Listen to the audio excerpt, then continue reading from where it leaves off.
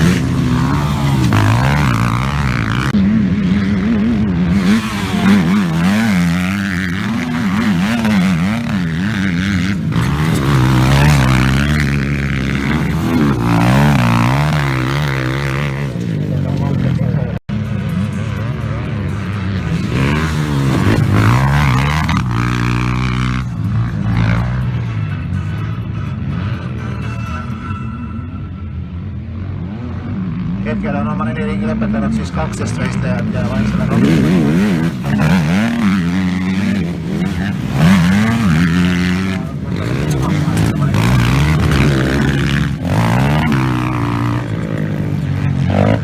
Meestena tulemas Siim Saak ja selleks seal